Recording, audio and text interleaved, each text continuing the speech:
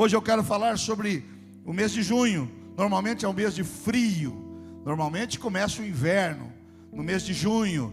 E o inverno é aquela estação onde as pessoas ficam mais frias, onde o clima fica mais frio. O calor nos torna mais expansivo. A gente abraça quando pode, dá a mão, faz festas, né? Liga o ar-condicionado. Já o frio é aquele que nos retém um pouco, este calor humano. A palavra de Deus diz que o profeta Abacuque estava orando a Deus, e ele fez um pedido. Lá no livro de Abacuque, capítulo 3, versículo 2, ele faz um pedido, porque no meio, irmãos, geralmente a fase mais difícil de todo o projeto é o meio. Quando a gente começa no ano, a gente está naquele embalo.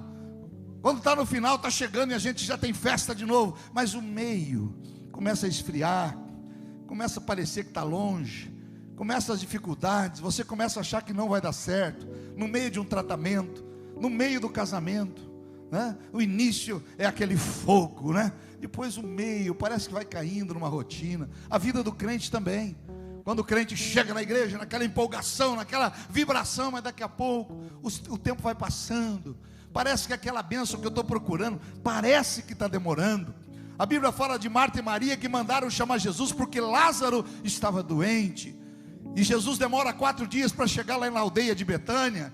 E no meio daquela crise, no meio daquela doença, elas exclamam quando Jesus chega: ah, Senhor, se o Senhor tivesse aqui, meu irmão não teria morrido. Ela está dizendo: Senhor, se o Senhor não chegasse atrasado na nossa vida, ainda teríamos o nosso irmão. E Deus disse para ela: Marta, Maria, se vocês crerem, vocês verão a glória de Deus, porque eu nunca chego atrasado. Olha aqui para mim, Deus nunca chega atrasado na tua vida. Parece que está demorando, Deus tem a hora certa para você. Se ainda não aconteceu, é porque Ele também está preparando algo muito grande para nós. E talvez a bênção que você achava que era uma, Deus terá muito mais bênçãos ainda para derramar sobre a tua vida. O profeta Abacuque, no capítulo 3, versículo 2, ele ora a Deus e ele diz: ouvi, Senhor, a tua palavra e temi. Aviva, ó Senhor, a tua obra no meio dos anos. Diga: aviva, Senhor, a tua obra. Diga: aviva o projeto. Avivar é tornar a dar vida. Avivar é você recomeçar. Avivar é você ter ânimo para continuar. E às vezes, irmãos, no meio dos nossos sonhos, a gente começa a desanimar. Por isso o profeta diz: Deus, aviva a tua obra. E eu quero dizer para você que no meio do ano, no mês de junho, você talvez já estará numa outra fase da tua vida, mas ainda haverá algumas características, e você pode anotar, porque você vai ver isso, esse caderno que vai ficar com você. No final você vai destacar a parte de baixo e colocar na salva para orarmos, mas você vai estar conferindo. Por isso nós entregamos esse caderno para você. No meio do ano ainda haverá avivamento. O início da vida espiritual na igreja é às vezes maravilhoso, no casamento fantástico, na empresa é tremendo, mas no meio as situações chegam. Mas eu quero dizer a você que nós estamos aqui para profetizar que o início vai ser bom, o meio vai ser melhor e o final das coisas será melhor ainda. Só quem acredita dá uma glória a Deus. Algo que Deus promete para nós no meio, lá no Salmo 91, versículo 5 e versículo 6. Salmo 91, a Bíblia diz no versículo 5: não temerás espanto noturno, nem seta que voe de dia, e nem peste que ande na escuridão, nem mortandade que assole ao meio-dia. Olha aqui para mim. A Bíblia diz, irmãos, que há espíritos que agem em determinados momentos. O espanto noturno. Todo problema é maior à noite. À noite começam a aparecer os temores. Tem gente que à noite começa a ficar desesperada, passa bem o dia, mas à noite não dorme. À noite tem dificuldade, o sono vai embora, a preocupação vem embora. Você vira de um lado para o outro e tenta mudar de pensamento, mas há um espanto noturno que às vezes acomete a pessoa, a casa, o lar. O salmista Davi está dizendo aqui no Salmo 91, ou o salmista está dizendo no Salmo 91, que o Senhor e aqueles que têm Deus não precisam temer o espanto noturno, não precisa temer a peste que anda na escuridão.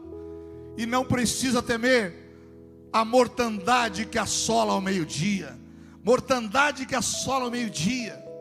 O inimigo tem um espírito que trabalha no meio. Satanás tem espíritos que trabalham especificamente em horas do dia.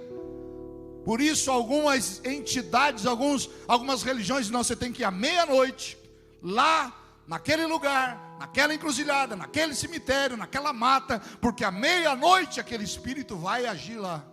E tem gente que acredita nisso, às vezes alguns enganados, às vezes alguns desesperados. Alguém me procurou e disse, a pessoa estava com câncer, e ela foi num desses lugares, e olha, eu vou dizer algo que pode até soar com uma certa repulsa, porque me deu esta repulsa. E neste lugar, uma entidade disse a ela, você tem que ir à meia-noite no cemitério, e você tem que tomar aquela água que sai do túmulo, para você ser curada. E a pessoa, naquele desespero, ela foi ao cemitério, ela fez o que foi ordenado para ela, mas não adiantou nada. E quando nos procurou numa situação bem difícil, ela disse, pastor, o que eu tenho que fazer? Eu tenho que subir uma escada de joelho, eu tenho que voltar a tomar água de cemitério, porque eu estou desesperado. E o Espírito de Deus diz assim, a palavra de Deus diz, crê no Senhor Jesus, e você será curada. Crê no Senhor Jesus, e você e a sua casa serão salvos. No meio da luta, no meio da tempestade, aparece tanta gente querendo dar conselhos, irmãos. Mas nem sempre conselhos são bons. Larga, não está dando certo, vai embora, muda de casa, muda de igreja, muda de família.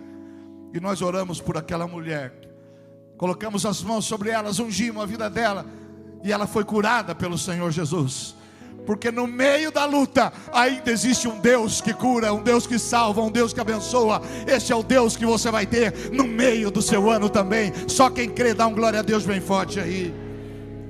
O mesmo Salmo 91, versículo 7, ele diz, irmãos, quantos espíritos maus tem para cada pessoa? Quando no céu houve uma rebelião, Satanás, que era Lúcifer, a palavra Lúcifer quer dizer anjo de luz, ele era um anjo de luz, ele dirigia corais celestiais, mas lá no céu, ele se rebelou contra Deus, ele tentou tomar o trono de Deus, e ele foi expulso do céu, junto com aqueles que o seguiam, e foram milhões, a partir daquele momento ele não é mais Lúcifer, ele é Satanás, que do grego quer dizer adversário. Ele é adversário do homem, e é adversário dos seus sonhos, dos seus projetos. Você está fazendo um projeto, mas tem um adversário dizendo que não vai dar certo, tentando desmontar o seu projeto de vida. Por isso é preciso que você projete e fique, permaneça, que você busque, continua buscando. E quando ele é lançado na terra, há uma teoria de cientistas, não provada, porque senão não seria teoria, seria lei, que diz que foi o envio de Satanás para a terra que extinguiu os dinossauros. A ciência diz que foi um grande meteoro que caiu na terra, cobriu com poeira cósmica, e os dinossauros e toda a vida naquela época foi extinta. Isso é ciência. E há teólogos que dizem que o lançamento de Satanás do céu à terra foi o que extinguiu a vida há milhões de anos. São teorias, tá? Não está na Bíblia, mas é uma teoria, eu estou falando para você.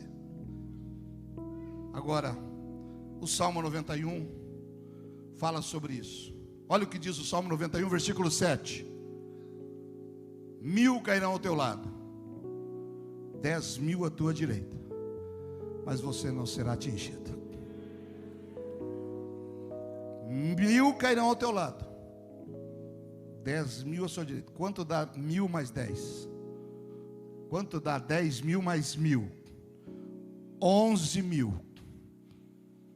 1000 cairão ao teu lado, 10.000. Você consegue imaginar o quanto de demônio tem tentando te derrubar? Você consegue imaginar quanto do mal está tentando? A Bíblia diz que o diabo ele é como um leão que anda ao nosso derredor. Agora, quando eu tenho Jesus, ele não chega na minha vida, porque ele é como um leão que está ao meu derredor, mas ao meu redor está o verdadeiro leão da tribo de Judá. diabo ele é imitador, ele quer ser leão, mas ele não é leão. Ele é um gatinho desdentado. Mas para muita gente que não tem Jesus, ele acaba se tornando um leão. 1000 cairão ao seu lado e 10.000, olha, 11.000 inimigos espirituais caindo do seu lado. Pastor, então quer dizer que para cada ser humano pode haver 11.000 demônios? Pode. Agora, o que é que me traz segurança? Primeiro, estar em Jesus. Segundo, irmãos, que 1/3 do céu caiu, foi embora, foi expulso, virou demônio. 1/3. Isso quer dizer que 2/3 permaneceram firmes. Então, se há 11.000 contra, há pelo menos 22.000 a favor. Por isso eu posso declarar: maior é o que está em nós do que aquele que pode vir contra você. Há muito mais anjo para te proteger do que o mal querendo te derrubar. E no meio, o Senhor continuará nos abençoando. Faça assim com a mão esquerda. Com a mão esquerda. Diga assim: 1000 cairão ao meu lado. Está fraco. 1000 cairão ao meu lado. 10.000 à minha direita. Diga: mas eu e a minha casa não seremos atingidos. Aleluia!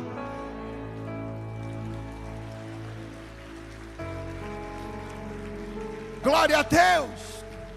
Mais uma vez, diga: 1000 cairão ao meu lado, 10.000 à minha direita, mas eu não serei atingido. Confia nisso, irmão. Dá um glória a Deus bem forte aí, querido. O Senhor nos traz segurança. Jesus disse aos discípulos: passa para o outro lado do mar. E eles entraram num barco animados, mas no meio do mar veio a tempestade, tentando afundar um barco. Pastor, quando Jesus está no meu barco, eu passo por tempestade? Passa.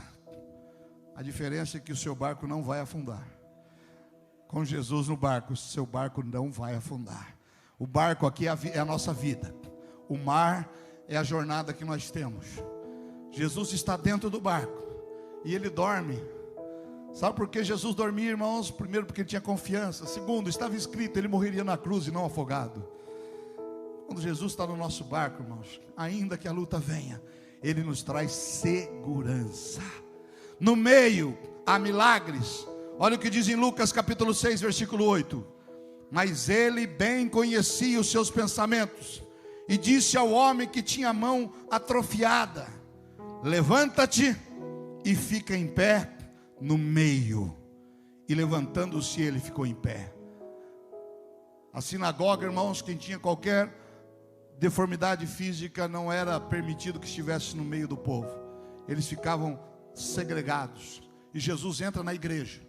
E aquele homem há muito tempo estava lá, mas ele tinha uma mão atrofiada. Talvez ele escondia, talvez por complexo, porque isso traz complexo, traz tristeza. Pessoas que às vezes se escondem. Pessoas que às vezes por ter um problema, elas não se acham dignas de estar no meio. Olha aqui para mim, já não estou falando de problema físico. Às vezes o complexo é de inferioridade de todo mundo que olha. Meu pai, quando era jovem, ele dizia, ele tinha um lábio leporino, e ele dizia que ele tinha um complexo de inferioridade, que todo mundo que olhava para ele, ele achava que estava reparando nele. São traumas da alma. Há pessoas que carregam esses complexos por uma palavra na infância, por um bullying que sofreu. Há pessoas que carregam deformidades na alma por uma traição que sofreram, ou por um ato que fizeram, por um preço que estão carregando e pagando, por uma mágoa. Há pessoas que carregam mágoa sem saber que a mágoa é um veneno que você toma esperando que o outro morra. Tem gente que é magoado com alguma coisa e ele toma aquela mágoa e ele acha que é o outro que vai ser prejudicado, mas é ele.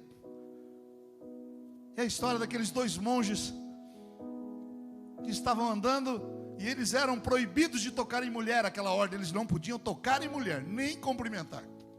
Era uma ordem rígida de monges. E quando eles começam a caminhada deles, a viagem, eles se aproximam de uma lagoa e tem uma mulher se afogando. A mulher está gritando e se afogando, e um olha para o outro e diz: agora nós não podemos tocar, a nossa ordem não permite. Mas um deles quebra aquele voto, pula lá na lagoa, tira a mulher e coloca na margem, e segue em viagem, os 2. E a cada trecho do caminho, um virava para o outro e dizia: você tocou em mulher. Passava mais um tempo, puxa vida, você, hein? Quebrou o nosso voto, você tocou em mulher. Depois de algum tempo ouvindo aquele monge que havia salvado a mulher disse: olha, sabe qual a diferença? A diferença é que eu toquei, mas eu larguei lá na beira do rio. E você continua carregando ela até agora. Tem coisas, irmão, que você tem que deixar para trás. Você quer viver uma nova história? Tem situações que você tem que virar a página. E ainda que te cause dor, ainda que te cause desconforto, ainda que isso para você vai causar separação, tem coisa que você tem que virar a página. Tem situações, irmãos, que você tem que andar e olhar para frente. Porque o Deus que você serve é um Deus que manda você olhar para frente. O teu alvo é Cristo e Cristo está à nossa frente. Esquecendo-me das coisas que para trás ficaram, eu olho para o alvo, para o prêmio da soberana vocação em Cristo Jesus. 2022 é ano de você abandonar lá na beira da lagoa e você olhar para frente. É ano de você deixar a mágoa do lado, libera perdão e continua livre em nome do Senhor Jesus. Faça assim, ó, joga para trás, não no seu irmão, joga para trás. Diga: eu vou andar para frente. Porque quem anda para trás é caranguejo. Olha para o teu irmão e vê se ele tem cara de caranguejo ou tem cara de águia que anda para frente, que voa alto.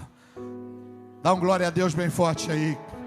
Milagres. Jesus chama aquele homem com as mãos mirradas. Ele não podia ofertar porque a mão era mirrada.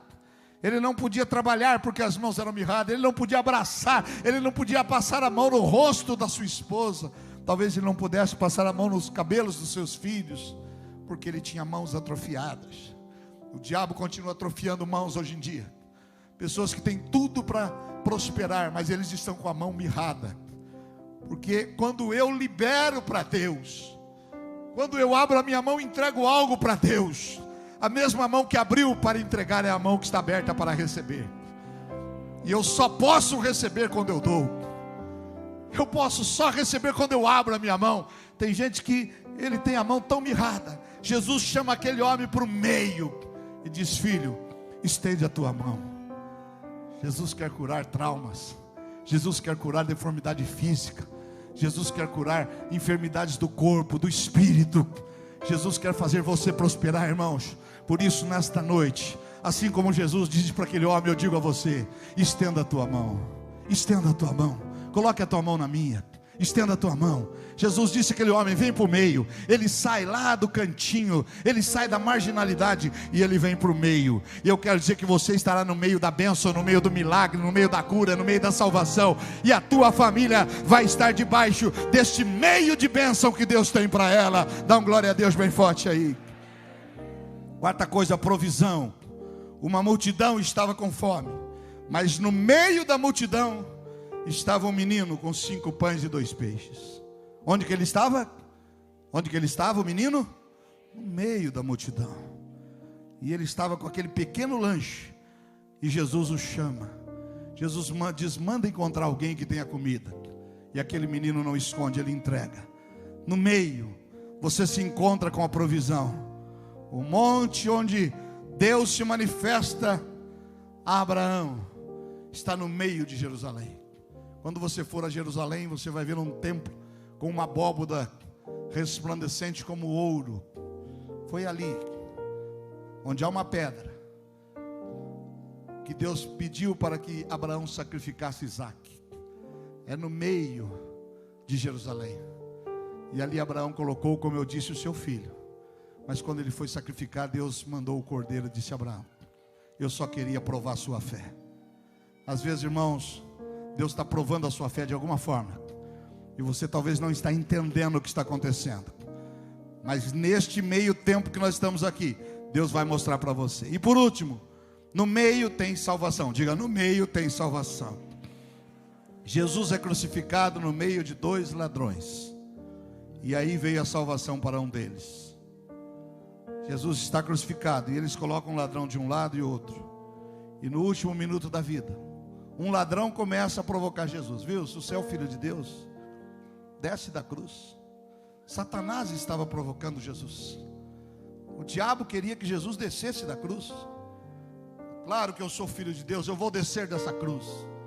Onde estaríamos nós? Perdidos.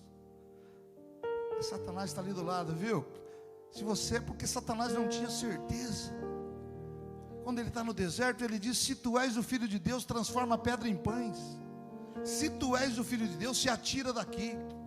Se tu és o Filho de Deus, se prostra e me adora. E Jesus vai fazendo a sua jornada. Ele não precisa ficar dizendo, explicando para o diabo nada. Tem gente que quer ficar explicando para quem não deve. Segue a tua jornada, irmão. Segue crendo no teu Deus. Segue servindo a Jesus aonde Deus está te plantando. Serve a Jesus na tua família. Abençoa a tua casa. Jesus não deu nem bola para o diabo. E está lá, na última tentativa do diabo: se tu és o Filho de Deus. Até João Batista ficou um pouquinho em dúvida. Quando ele está preso, ele chama os seus discípulos e diz: vai lá e pergunta se ele é o Messias, ou se nós devemos aguardar outro. E Jesus não respondeu: eu sou. Jesus disse aos apóstolos, aos discípulos de João Batista: fala para ele que os cegos enxergam. Fala para ele que os mudos ouvem, que os leprosos são curados. Fala para ele que o reino de Deus é chegado a nós. Mas agora ele está no meio de dois ladrões. Enquanto um tenta tirar dele, o outro, na sua simplicidade, diz: ei, nós somos criminosos, ele é um homem santo. Ele é santo. Nós merecemos estar aqui, ele não. E aquele homem faz no meio, Jesus está no meio, e ele faz um apelo. Diz: Senhor, lembra-te de mim quando entrar no teu reino. Um simples apelo daquele homem muda a história da vida. Coisas simples mudam a nossa vida. E Jesus vira para ele no meio e diz: hoje mesmo você estará comigo no paraíso. A tua salvação chegou. Quando Jesus está no meio, irmãos, tem salvação, tem segurança, tem prosperidade. Quando Jesus está no meio, a cura. Quando Jesus está no meio, acontecem milagres maravilhosos. E eu quero dizer a você que Jesus estará no meio deste ano, abençoando a sua vida, a sua casa, a sua família. Só quem crê, dá um glória a Deus bem forte aí. E eu vou encerrar com um versículo que resume bem o que é estar Jesus no meio. João capítulo 3, versículo 7. Evangelho de João, capítulo 3, versículo 27. João respondeu e disse: o homem não pode coisa alguma se não lhe for dada do céu. Você não pode, eu não posso coisa alguma se não vier do céu primeiro. Jesus disse: sem mim nada podeis fazer. Sabe por que você está aqui? Porque Jesus está com você. Sabe por que você não vai parar no meio? Porque Jesus vai continuar com você na caminhada. O homem não pode fazer nada. Eu posso, eu tenho autoridade, viu? Eu posso te fazer isso. Ninguém pode fazer nada se do céu não receber primeiro. E você está aqui recebendo do céu a palavra. Você está aqui recebendo do céu a bênção de Deus e a renovação do seu voto. Amém, queridos?